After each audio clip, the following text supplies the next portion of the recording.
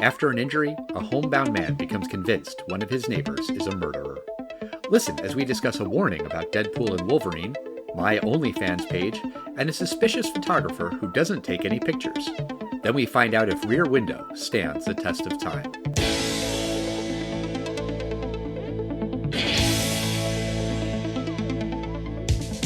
Test of time, James and Alan have their say. Do the movies you love still hold up today? James says gladiator with a glut. Alan says as a father, blah blah. It's the test of time, James and Alan have their say. Do the movies you love still hold up today? Test of time, James and Alan have their say. Do the movies you love still hold up today? Hello, everyone, and welcome to the Test of Time. I'm James Brief, and I am going to introduce my co-host, my buddy and pal, and a movie connoisseur, Ooh. Alan Noah. How you doing, Al? Thank you. I am doing very well. How are you doing this evening? I'm doing very, very well. I'm having a great summer. Good. Work's good, and my friends are good. I'm doing a podcast. I got to watch a Hitchcock movie I'd never seen before. I thought I had seen this film, but I actually never seen this film. Oh, you said last week that you went through a Hitchcock phase and you remembered this and one other Hitchcock movie. I'm blanking on which one you mentioned. Oh, Strangers on a Train. Yeah, Strangers on a Train. And that I remember. But I had not seen this film. No, I'd never seen this film, so I was mistaken. I guess, Al, after almost 450 episodes, that would be, I guess, my first mistake ever. This is episode 424, which counts as one of many mistakes, but that's okay. But before we get into Rear Window, you finally saw Deadpool and Wolverine, so I feel like we should take a couple minutes and talk about Deadpool and Wolverine. Okay, so first of all, I love that he says finally, because Al, I was away with my family on a vacation, so excuses. It was a little family vacation. Grandma and grandpa, and we didn't have time to see Wolverine and Deadpool. Deadpool and Wolverine. Deadpool and Wolverine. Yes, James did. I guess that's the second mistake ever. Wait, your grandma and grandpa didn't want to see Deadpool and Wolverine? No, sadly, my grandma and grandpa, I wonder what they would have thought of. But you saw it opening night, right, Al? Well, I saw it on July 26th, which was the Friday night. Does that count as opening night? Because now every movie that opens on Friday really technically opens on that Thursday night. We did not see it on the Thursday night. We saw it on the Friday night.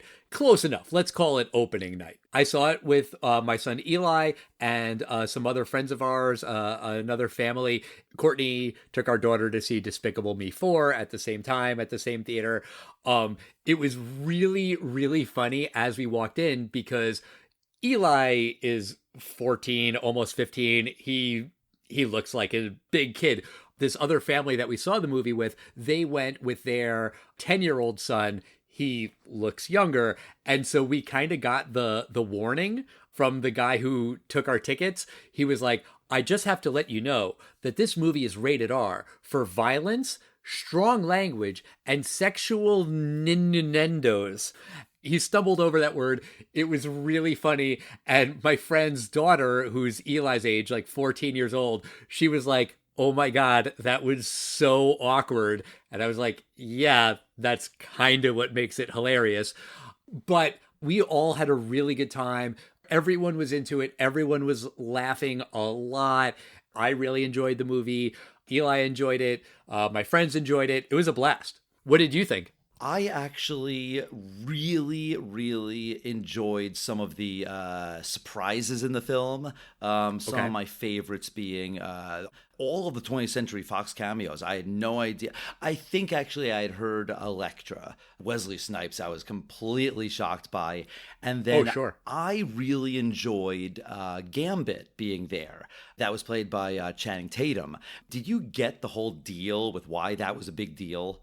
No, I didn't know about it at the time while watching the movie, but then afterwards I read up about it and was like, oh, okay, I get it. Channing Tatum had been trying to make the Gambit film for years. People thought were following it over the years. I was following it over the years, and they've greenlit it again, and a director has been selected for the Gambit film, and director leaves Gambit film, and it just never happened. So Ryan Reynolds kind of called him up and was like, "Hey, do you want to play the character?" And it was really cool thing. Just I thought he played it well, for the role that he needed, this small role here. And the whole point was this is kind of a send off to that whole 20th Century Foxiverse, and I thought it was pretty cool. I like that they kind of leaned into the TVA stuff, which was from Loki. I forget. Did you watch Loki on Disney Plus? I watched some of it, so I was able to follow kind of. It didn't really matter. I'll tell you, I did not need to know who those characters were. Were any of those people in the show? I think maybe like one or two of them, not like the main bad guy, the dude from Succession, Matthew McFadden. Yeah, he wasn't in Loki, but the void and the monster that eats the people in the void, that's all from Loki. And Deadpool even says, from Loki season 1, episode 5.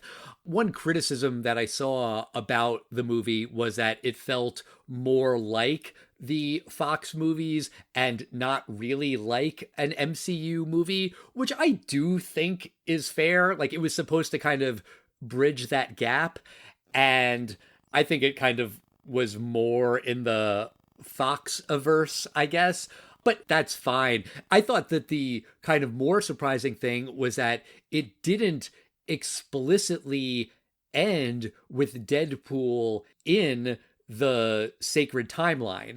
And I did think it was pretty confusing, that scene in the beginning with Happy Hogan, where that does take place on Earth 616, which is the main MCU timeline. Like, basically pretty much everything in the MCU is in that universe.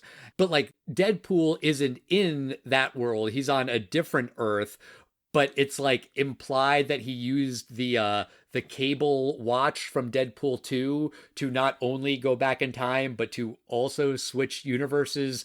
And that's not explained. And we walked out of the movie and we were all kind of confused by that. I guess I didn't want to get too bogged down in nitty gritty exposition, which I do understand, but I did find that confusing. Yeah, confusing enough. There was one time I really thought of you, and sometimes when I learn things like smash cuts and jump cuts, and I'm like, Hal taught me that. When they're explaining kind of, here's what's going to happen. I'm going to use this machine to erase blow up universes and blah blah blah. And Deadpool, he looks at that machine that they're basically gonna have to stop, and he goes, "What in the MacGuffin is that?" And I was like, "That's a great line." And Al taught me that word. I did? Yeah, I didn't know that word. You had mentioned it in some podcast. I thought you did, didn't you? Maybe. I mean, I feel like that's a word that used to be kind of like only movie buffs know, and I think everyone kind of knows it now. Is it at AMC or the Alamo Drafthouse? The bar is called MacGuffins now. That's pretty awesome. I mean, I'm saying you might have taught this to me in 2016. Oh, okay. But all right, let's get into Rear Window. I saw that the movie was celebrating its 70th anniversary, and I was like, okay, we gotta talk about Rear Window because I'd never seen it. I have seen a handful of Hitchcock movies. I've seen Psycho, The Birds, and Vertigo, but not a ton. I mean, Alfred Hitchcock was a super, super prolific director. I think like maybe 40, 50 some odd movies he directed, like a lot. Also, I think I've maybe only seen like one or two other James Stewart movies. It's a Wonderful Life, maybe one or two others. I've maybe never seen a Grace Kelly movie. So I really, really wanted to see Rear Window. But James, why don't you tell our listeners what the movie is all about? This film is directed by Alfred Hitchcock, as we said, and stars Jimmy Stewart, as LB or Jeff Jeffries. Which is weird. Why would that be his nickname? No, I've seen that before. Oh, we used to have a friend whose last name was Goodman, and his nickname was Goody. I guess, but Goody is not a name on its own. Well, anyway, Jeff, he plays a professional photographer who's confined in his New York City apartment because of a broken leg.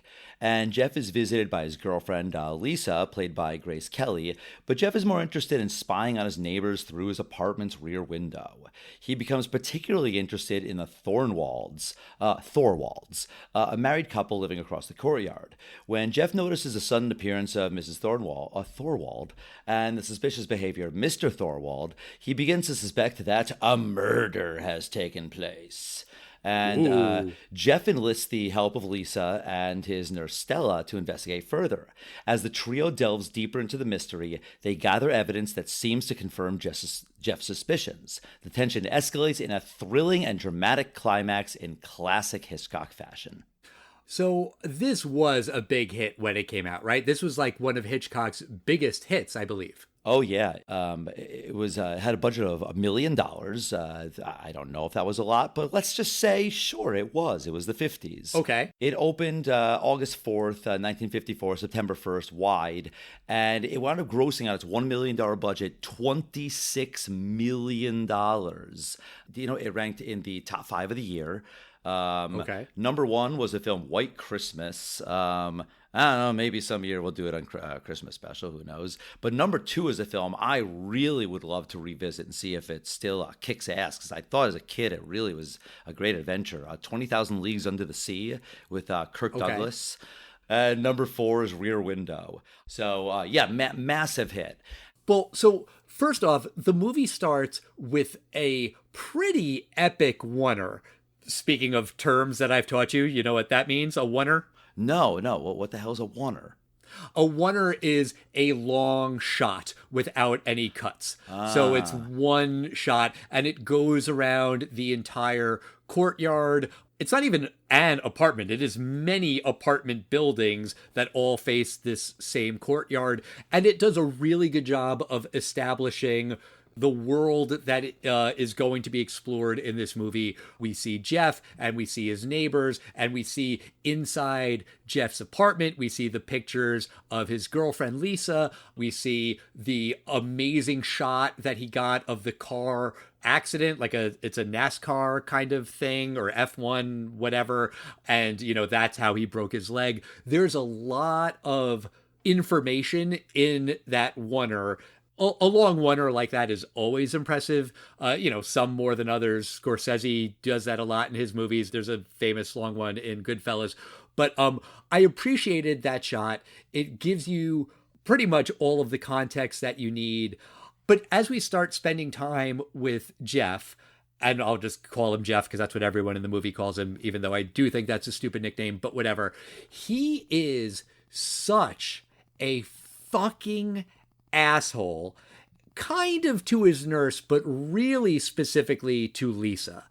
And I very, very quickly hated Jeff. I found him to be just a fucking piece of shit.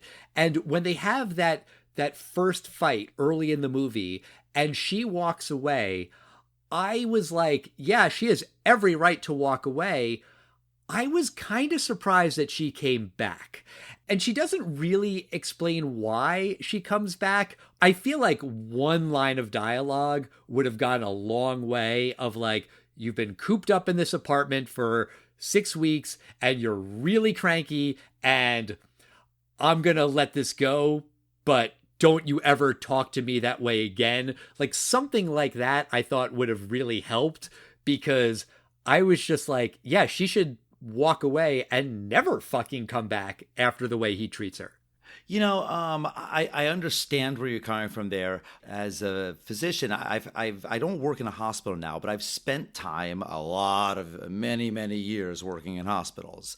There are patients that are chronically ill, and my advice is to lower your threshold about when they can be in a cranky, just kind of acting like a jerk mood for nothing you particularly did. I mean, this guy has a broken leg. It doesn't seem like he would necessarily be 100% confined to his apartment, because people with broken legs can use crutches and go downstairs. Like, I can assume that maybe this apartment is a walk-up. There is no elevator, which would make life easier. But he does have this nurse coming in to take care of him.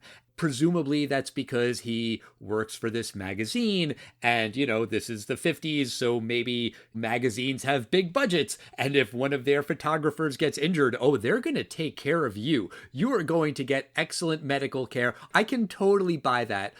But then, yeah, if he's going stir crazy in the apartment, it seems like possible for him to get out of the apartment. And I'm not an orthopedist, but there are some injuries that your leg has to be in certain positions and it has to be immobilized in certain positions. I'm not saying that's what this was, but yeah, I guess you could maybe use crutches, but they didn't explain it. But maybe they could have with one sentence explained that he has to basically be in a wheelchair. But I think for the purpose of the story, he does have to be confined to the wheelchair. Sure, but then again, one extra line of dialogue about, well, the leg was shattered in 17 places, so he can't go down the stairs. Okay, fine. I did want to bring up one line that Stella, the nurse, says, where she says that we've become a race of peeping Toms because Jeff is looking out the window and he's so obsessed with looking out the window. And holy shit, that sentiment very much stands a test of time.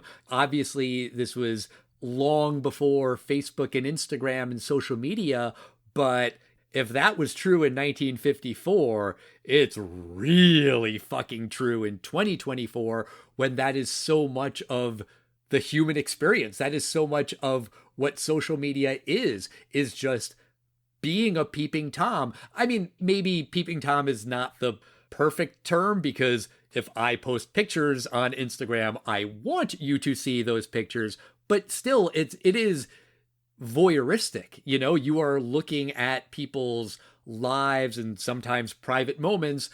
That line really leapt out at me. Is this where you're going to plug your OnlyFans page, Al, to find your life in all the voyeuristic moments? No.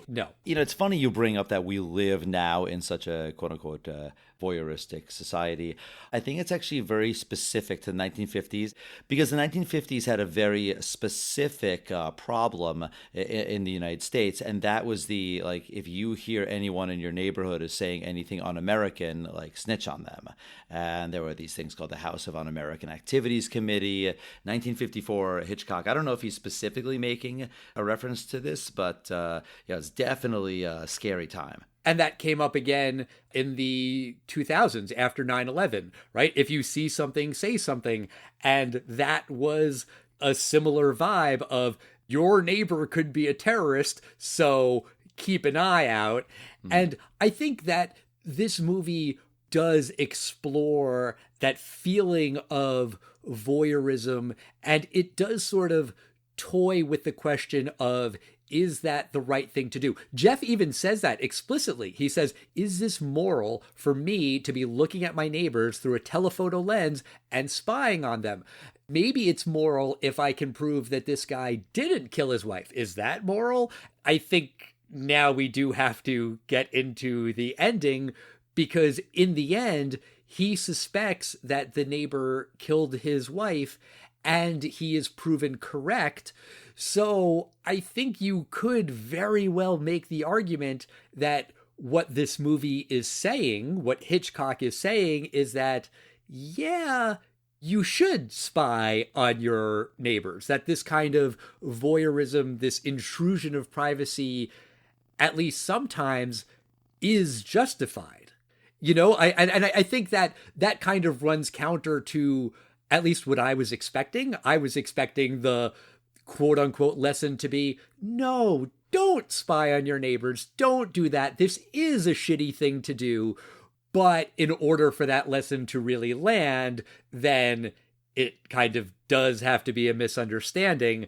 Like, Mr. Thorwald is brought to justice because Jeff is spying, because he is doing all of this stuff that is morally ambiguous, but it's the right thing to do according to the movie, right? I don't think he's making that distinction in either way. I think he's saying that in this case, this led to the murder being caught. Here's my point. If Hitchcock is saying that this level of voyeurism is okay, even if it's only okay sometimes. I think that that is a idea that kind of runs counter to conventional wisdom. I think the more obvious idea would be, no, you shouldn't spy on your neighbors. And if he's saying that, no, you should spy on your neighbors, that's fine if that's his opinion, if that's what he wants this movie to say. But I think that in order to make that point, you need to work a little bit harder. Like he has to really kind of sell that idea. And I don't know that it fully landed for me. That like, yeah, it's fine to just spy on your neighbors because maybe someone did in fact commit a murder. And like, the evidence that Jeff has early in the movie, actually for most of the movie, is pretty fucking thin. And, Absolutely. we see what Jeff sees. As the person watching the movie, we are 100% from Jeff's point of view. We don't know information that Jeff doesn't know. But then Jeff calls his buddy, the cop, Doyle. He's like, Doyle, you got to look into this. And Doyle does look into it. And like in a comically short period of time, Doyle finds out a lot of information about Thorwald, which I felt was unrealistic. But Doyle says, I found out that this guy, he sells costume jewelry and he pays his rent on time and his wife is really sick and he took the train at 6 a.m. and his wife got on the train. And it's like, wow, you found out a lot of information without a warrant, without any probable cause in like, I don't know, a couple of hours.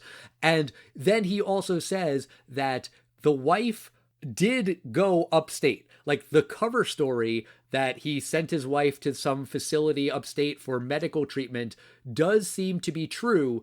And so he has no reason to investigate any further.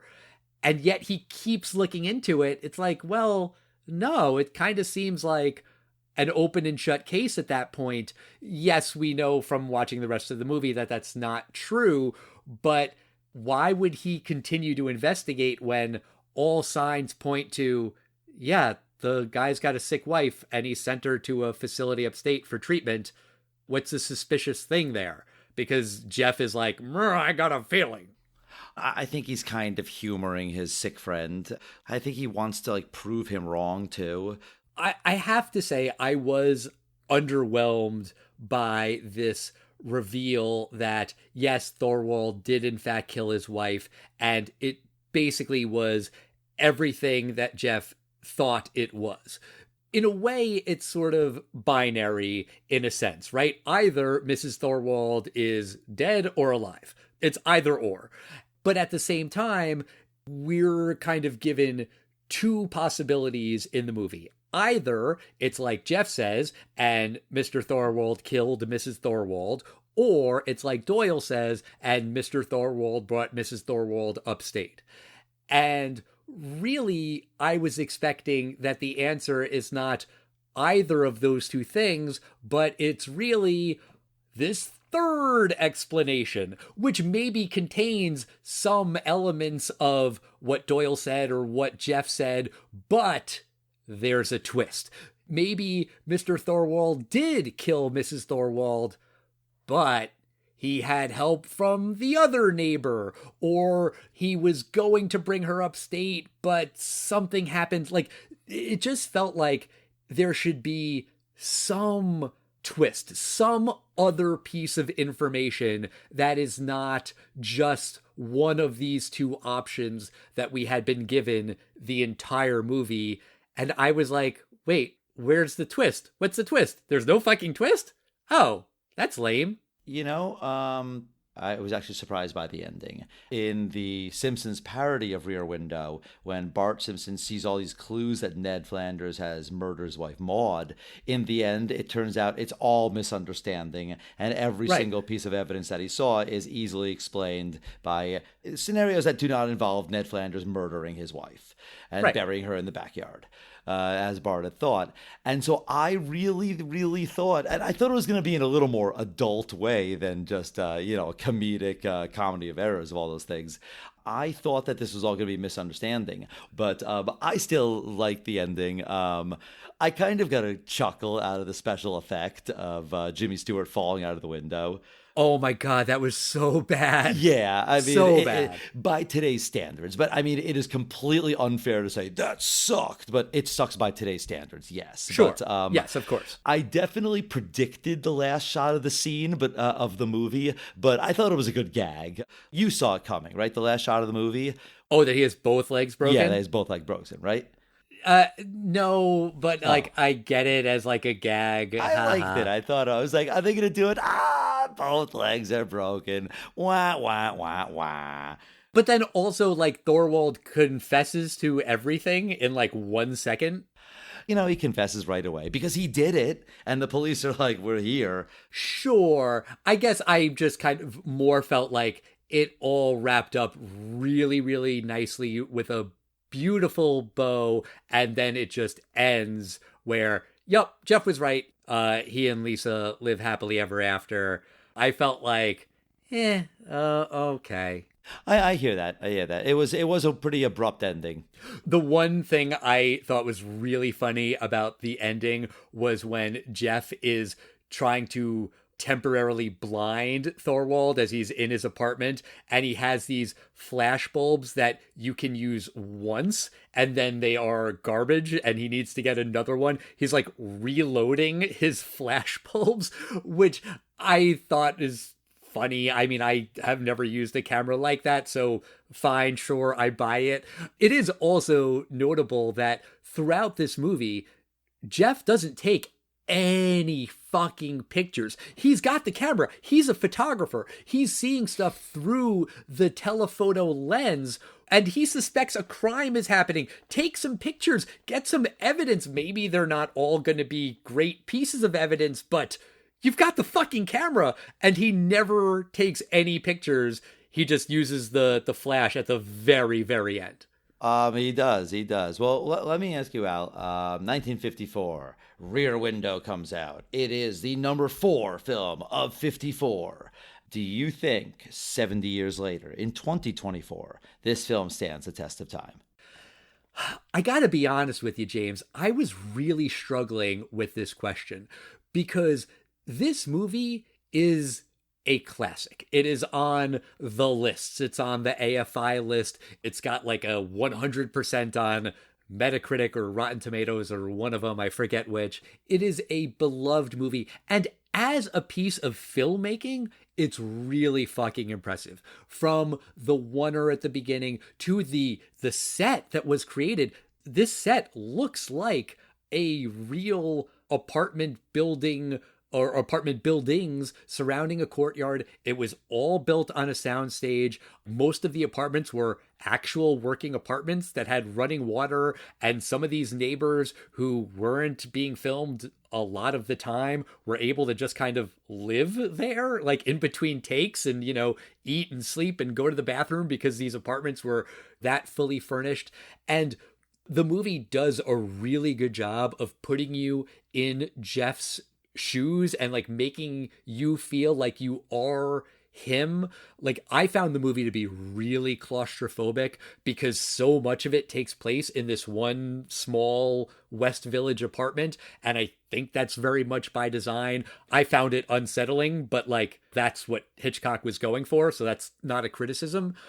I do think though that from a test of time perspective, sure, you could remake this movie, but it would have to be done in a very, very different way because now, 70 years later, it's not just one weirdo who's a photographer and has a telephoto lens. Everybody's got a camera. Everybody can see everything.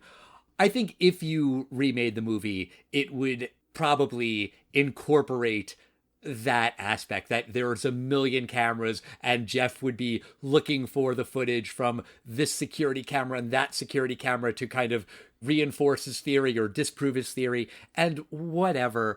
But I think more broadly, murder mysteries are very much a thing now. I don't have data to back this up, but I think they are more prevalent on television and in podcasts than in movies. There's the Knives Out movies and Murder on the Orient Express and Death on the Nile and all those movies in that series. But there are just so many true crime podcasts, so many TV shows like on Max, on all of the streamers, True Detective, Only Murders in the Building, Mayor of Easttown. There's a million of them over just the past 5 years. And I do think that these kinds of stories do work better in a serialized format, TV or podcast, where you can dole out information little by little and there can be twists and turns along the way. I think in a movie, it's a little tougher to pull off. Rian Johnson did it perfectly in Knives Out and Glass Onion, but I think if you were to make this movie today, there would need to be some kind of twist where the reveal isn't just, yep, it was just like Jeff said, or it was just like the cop said. It would need to be something else. And I really feel like the ending kind of makes the movie not stand the test of time, just because that's not how these kind of stories are told today in 2024. And that's not to say that this movie isn't a brilliant piece of filmmaking. It is. It definitely is. And it deserves all of the accolades. But I think looking at it from that sort of lens, no, it doesn't stand the test of time. That might get me some hate on Twitter or whatever, but based on that narrow definition, I'm going to say no. What do you think, James? Do you think Rear Window stands the test of time? For me, I found it fun. I do think the film stands the test of time. I really did find the film to be slower, though. I didn't mind it because Jimmy Stewart is so fun to watch. Grace Kelly, I mean, we didn't talk about her much, but she's Princess Grace, and like her life is just was so glamorous and tragic, and I just thought that the film was suspenseful. I don't know about the replayability of it as much, but I actually think that watching it again, I would be much more interested in watching just the other neighbors, just kind of watching them for what it is, because I was watching it in sort of like an M. Night Shyamalan, what is the clue about each of these that is going to piece it together? And I actually kind of would like to relax a little bit. It's a lot of tension in this film, so I take it back. I think there is some rewatchability. So yeah, for me, I found it interesting. It does stand the test of time. Okay, well, that's going to do it for us this week. Next week, we are going to be talking about Brewster's Millions. I'm so glad that you suggested we watch this movie. I've never seen it, but I remember the VHS tape from video stores when I was a kid, so I'm really, really excited to watch this movie. In the meantime, we want to hear your thoughts on Rear Window, on Hitchcock, on Grace Kelly, Jimmy Stewart, voyeurism, all of it. We are at Test of Time Pod on Facebook, X, Instagram, and Threads. And we'll see you next time, everybody. Bye.